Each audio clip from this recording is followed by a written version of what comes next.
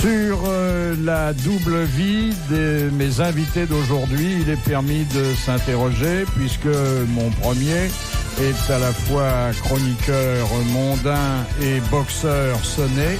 C'est Stéphane Bern.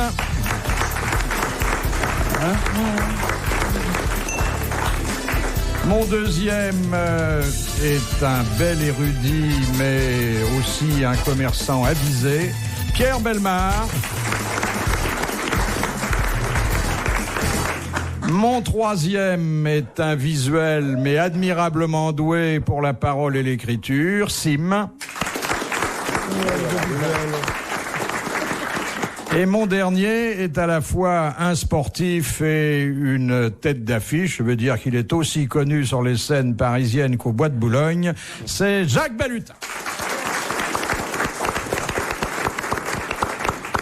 Alors, double vie, c'est impropre. En fait, vous avez des talents multiples et des facettes très nombreuses. Et grâce aux grosses têtes, on vous connaît un peu mieux.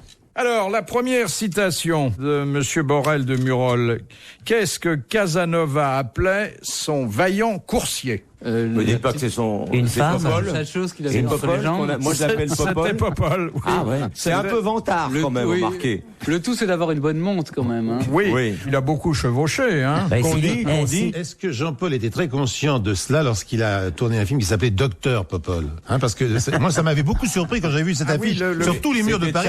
Docteur Popol. Mais Chabrol, peut-être. Oui. Ça ne serait pas du tout impossible qu'il y ait sérieusement pensé.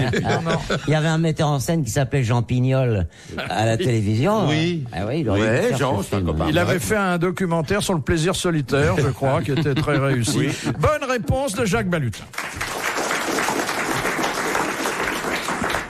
Deuxième citation que nous envoie Monsieur Cellier de Rodez, qui a dit « Je préfère l'incinération à l'enterrement et les deux à un week-end avec ma famille. » Woody Allen. C'est Woody Allen. Bonne réponse de Jacques Balutin. C'est tout ce que j'aime. Ça aurait pu être Landru. Hein. C'est admirable. Quel dommage que, d'abord, il ne parle pas le français, ensuite, qu'il n'habite pas Paris, un petit peu. et enfin que nos tarifs soient pour les siens, parce qu'on l'aurait accueilli volontiers. Oh là là. Oui. Il parle beaucoup mieux français que je ne parle anglais. Oui, oui. Moi, j'ai tourné avec lui et on se causait en français, des fois. Ah, vous avez tourné avec lui? Oui, dans What News Pussycat. Mais moi, Donc, il avait fait le scénario, entre autres, et il jouait comme acteur. Il m'a pas dit un mot, moi. C'est parce que j'ai jamais tourné avec lui.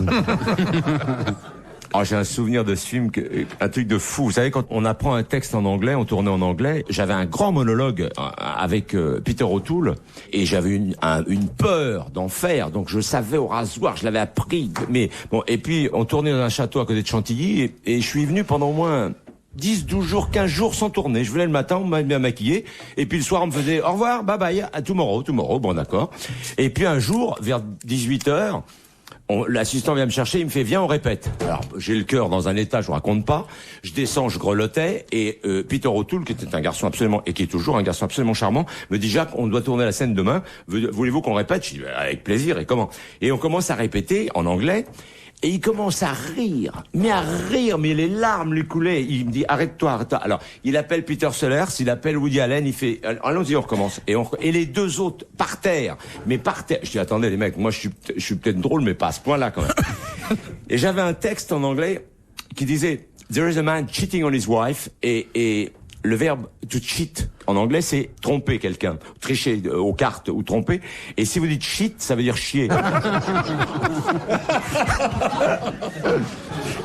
Et j'ai rencontré Peter O'Toole 10 ans après dans un autre film qui s'appelait La Nuit des Généraux. Il m'a vu rentrer sur le plateau, il s'est levé, il a pris l'accent français que moi j'ai en anglais et il m'a fait there is a man cheating on his wife.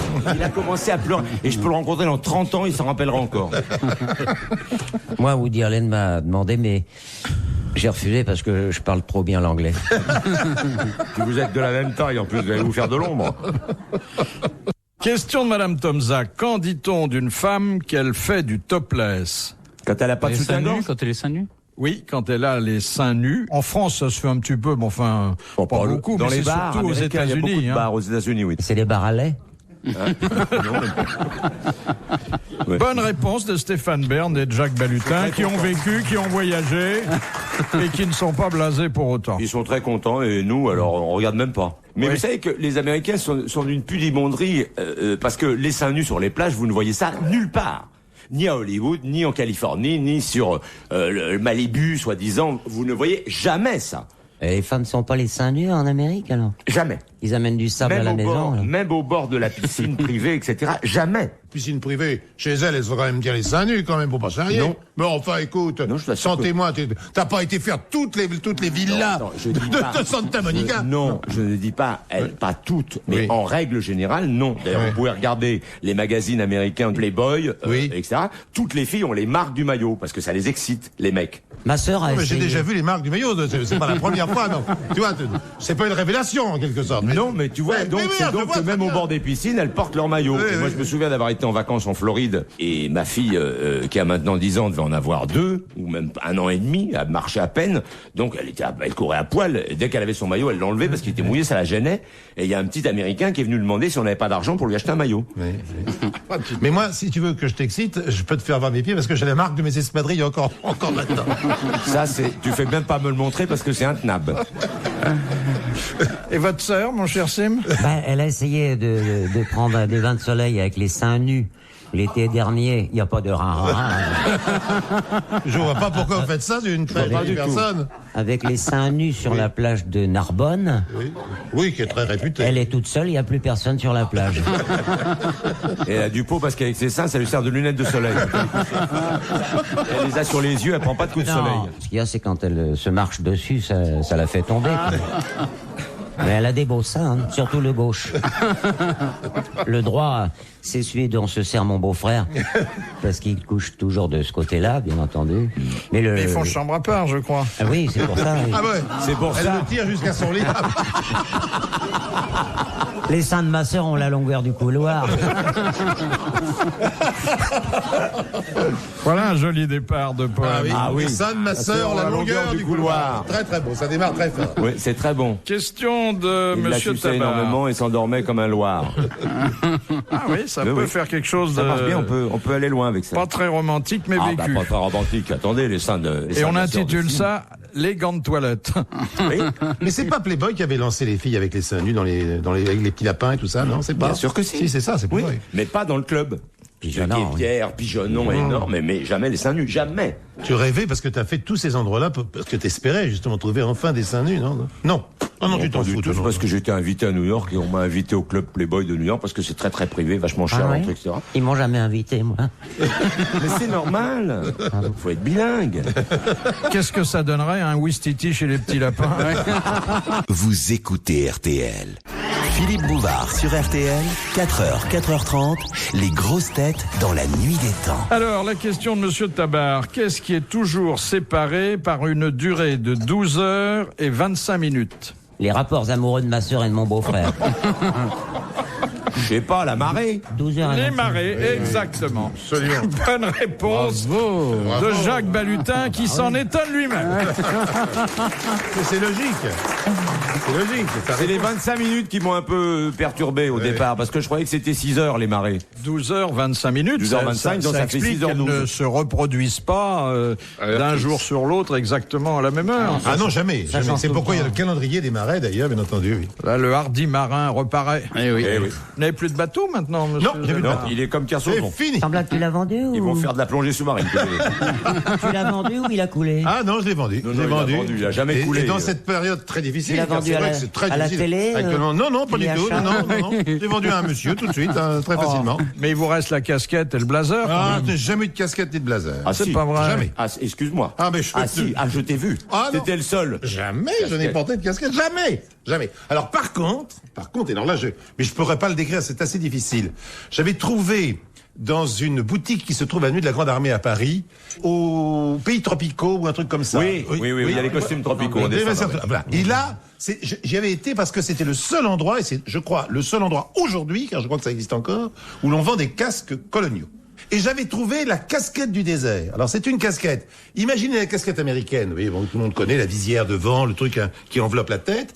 Et alors sur l'arrière, il y a une sorte de grand volet comme ça en demi-lune, vous voyez ce que je veux dire, qui permet d'abriter la nuque. Alors, ça fait visière devant et derrière ça fait ça. Et alors avec 2 boutons pression, on peut relever de manière à, lorsqu'il n'y a plus de soleil, pouvoir avoir une casquette à peu près normale. T'as dû confondre avec un micro-ondes. Hein. C'est très très beau. C'est très, très beau. Alors je rentrais avec ça toujours sur la tête dans les ports, rien que pour voir la gueule des gens sur les autres bateaux. Oui.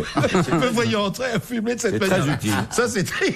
Je vais payer une tranche de rigolade extraordinaire. Mais à part cet engin incroyable, je n'ai jamais porté de casquette de matelot. Non. Il y avait quelqu'un qui portait le casque colonial, là, c'était Jacques Godet au temps du Tour de France. Oui, France, absolument. quand il est décapotable. Oui. Mais il y a encore un pays où le casque colonial est tout à fait classique et normal, c'est le Vietnam. J'ai vu récemment des photos de la baie d'Along avec des gens qui sont en train de pêcher dans la baie d'Along. Ils ont les casques. C'est le chapeau melon des tropiques. Hein. Absolument, c'est du ça. liège, Oui, ça c'est pourrit pratique. pas, en Ah, mais plus. c'est très pratique. Ouais, c'est vrai. Oui, mais ça avait une connotation coloniale et pour cause, si bien que c'est un peu dur à porter En plus, dans certains comme pays. vous aviez un bateau qui prenait l'eau, vous pouviez Moi, je prends un écoper. bateau qui prenait l'eau, mais qu'est-ce que c'est que j'ai dit Vous toi pouviez... Non, vous confondez avec mon bateau à moi. C'est le mien qui prenait l'eau. Moi, j'ai porté 5 minutes la casquette de marin avec l'ancre, parce que quand j'ai voulu mettre le pied sur mon bateau, je suis tombé entre le quai et le bateau, et au milieu des boîtes de conserve et puis des bidons qui flottaient dans la baie, dans le truc de Cannes, là, au port Canto. Ah, là, je frimais, il y avait des Suédoises qui passaient, qui me voyaient en beau marin. Et j'ai voulu en faire monter 2 sur la passerelle. Je me suis légèrement effacé pour que je m'efface, il faut pas grand chose. Pour les faire passer galamment sur la passerelle, j'ai voulu suivre derrière, je suis tombé dans les détritus. Je dis, oh monsieur, où êtes-vous? Et je faisais glou glou. Question de Madame Marie de Hardre. Il y a une histoire qu'on m'a racontée, je ne sais pas si elle est exacte, donc je prierai Roger Pierre de bien vouloir m'excuser si elle est inexacte. Roger Pierre avait comme beaucoup d'entre nous, avait un moment rêvé du Riva, c'est-à-dire ce bateau, ce canot automobile entièrement verni, absolument magnifique, En acajou. la Rolls-Royce de la mer, disait-on En à acajou. l'époque. En acajou. Bon, super, bon, très bien. Et il en trouvait un jour à acheter à Monaco, où il y a un quai entier d'ailleurs, qui est rempli de Riva. Il n'y a que ça. On lui vante un bateau et il l'achète, très bien.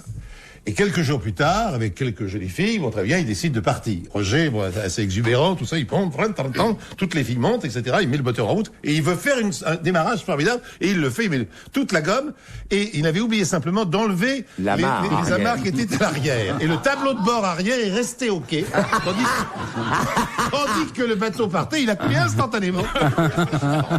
Ça, c'est formidable. Je ne sais pas si c'est exact, mais je vois la scène Oh, tellement que Quelle j'en merde. hurle de rire encore. Ça arrive à tous les marins novices. Moi, ça m'est arrivé aussi. Mais le mien allait moins vite, hein. Surtout avec des rames. C'est vrai que vous avez beaucoup ramé, hein, monsieur Sim. Pour avoir mon bateau surtout. Et surtout pour le vendre parce que plus personne n'en voulait. Je l'ai vendu, le lendemain, il a explosé.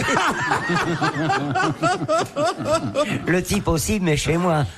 Mais des histoires de bateaux extraordinaires, j'en connais une autre qui est alors tout à fait étonnante, c'est celle de Jacques Antoine, qui était un très grand producteur, toujours un très grand producteur de télévision et de radio. Jacques, un jour, achète comme ça, alors un pointu, disons, de Méditerranée, très beau, et il le trouve d'occasion, avec une voile, tout impeccable, hein, et il s'appelait Antoine en plus de ça. Alors donc vraiment là, la coïncidence est telle qu'il l'achète. Et il va partir de Monaco pour aller rejoindre Toulon en gros. Bon, en longeant la côte, hein, tout doucement comme ça. Il part. Le Baudouin, moteur monocylindre, pop, pop, pop, pop, pop, pop. Vous connaissez tous ce bruit caractéristique de votre pêche. Plop, plop, plop, plop, plop, plop, plop, plop, et part. Et voilà parti. Et arrivé au large de l'Estérel, plop, plop, plop, plop, plop, plus rien à faire, le moteur ne marche plus. Je dis, pas grave, je vais hisser la voile, à ce moment-là, donc, hop, il hisse la voile, et là, cette voile, c'est une serpillière, tout se déchire, plus de voile, plus rien. Le voilà, à 1 ou 2 milles de l'Estérel, en train lentement de dériver, surtout, et là, il fait ce qu'il ne faut surtout pas faire, mais il est très très bon nageur, je précise que c'est un nageur tout à fait extraordinaire, il se dit, je vais aller à la rejoindre à la nage, et il part, il quitte le bateau, ce qu'il ne faut jamais faire, mais bref, il le fait. Il nage. Et pendant qu'il nage, le Mistral se lève. C'est un vent qui ne pousse pas vraiment vers la terre, puisque c'est un vent qui vient de la terre qui va vers la mer. Donc voilà le vent qui est contre lui. Et là, il va se battre des heures et des heures et des heures. La nuit tombe. Et avec la nuit, heureusement, comme c'était un petit Mistral, le Mistral tombe à son tour. Il va arriver enfin à la côte et il arrive en bas des falaises. Il monte les falaises, il arrive sur la route. Il s'étale. Et là, une voiture passe, des gens qui rentraient chez eux, ils le voient. Non, il s'arrête, il dit, mais monsieur, qu'est-ce qui se passe? Il l'emmène très gentiment, ils arrivent dans la villa, il le réconforte, il peut appeler sa famille, il rassure tout le monde. Formidable. Bon. Et puis, le lendemain, on lui dit, bon, écoutez, on va vous raccompagner jusqu'à où vous êtes en vacances, ou si Sambre, ou je sais pas où, bon, très bien. Et ils partent en voiture très gentiment, raccompagner Jacques. Et Jacques arrive au port de Fréjus, et là, il voit son bateau dans le port de Fréjus. Il s'approche du quai, il voit son bateau, il dit mais comment c'est son bateau, le bateau il est là. Ah, il est rentré tout seul hier soir. Ah bon? Et alors, j'ai été mettre une gaffe dessus, puis je l'ai ramené là, et voilà. C'est mon bateau. Ah, monsieur, prise de mer. Puis désolé. Il est plus à Vous vous. m'enlevez la moitié. Quoi? Ah oui, c'est la règle, c'est la loi de la mer, monsieur. Alors là, vous connaissez Jacques, qui est un peu nerveux. Fou, mais fou, complètement fou. Il dit non, jamais. Il part, il s'en va. Et il abandonne son bateau, là, dans le port de Fréjus, où il reste. Il reste tellement bien que pendant 1 an, 2 ans, il ne s'en occupe plus du tout, s'en fout, c'est fini. Pour lui, ça n'existe plus. Mais il existe encore pour les affaires maritimes. Et il coule dans le port. Et là, les affaires maritimes disent ah, monsieur Antoine, attention, on vous a retrouvé. Il faut que vous veniez enlever le bateau, qui est une épave dangereuse pour la circulation du port, etc. Il a fallu qu'il s'exécute. Il l'a monté sur le quai et il m'a raconté qu'il l'avait fait brûler. En place publique. C'est une belle histoire. Très belle histoire. Vous écoutez RTL. Les grosses têtes dans la nuit des temps. Sur RTL, de 4h à 4h30. Avant de se quitter pour aujourd'hui, retrouvons les grosses têtes dans la nuit des temps du 25 mars 1997 autour de Philippe Bouvard, Stéphane Bern, Pierre Bellemare, Sim et Jacques Balutin. Question de Monsieur Roseau. Que contribua à fonder la comtesse de Salisbury en 1330? L'ordre de la Jarretière. Oui, alors expliquez. C'est elle qui avait laissé tomber sa jarretière et le roi l'a ramassée. Il a dit je l'apporterai si ou madame que tous les gens de la cour rêveront de l'obtenir. Et il l'a portée à son bras ou à Dans sa tête. Ou au milieu, non. À la place de la Non. couronne. En tout cas, c'est l'ordre... C'est l'ordre de la Jarretière, absolument. Qui Alors est né aujourd'hui, ce c'est à quelle jour-là. forme l'ordre de la Jarretière? L'ordre de la Jarretière, c'est un grand cordon bleu. Oui. Et Un avec grand cordon bleu. Pour des Anglais, il faut le faire. Surtout que la reine, elle n'a pas dû aller quand on souvent n'est pas la derrière un reine. fourneau. Non, elle n'a pas dû souvent aller derrière les fourneaux. Non, mais hein. quand on n'est pas la reine, on le porte comment? On est Eh le bien, on roi. le porte, en fait, c'est une décoration qu'on Une décoration, porte bien sûr. normalement. Donc, D'accord. mais elle est de couleur Tu bleue. l'auras pas, simplement. de toute façon, on cherche pas, tu t'en fous. Non. La reine qui est un peu grand maître la porte avec les falbalas habituels, les colifichets, Oui. en diamant avec le portrait de son père, de sa mère, Oh, etc.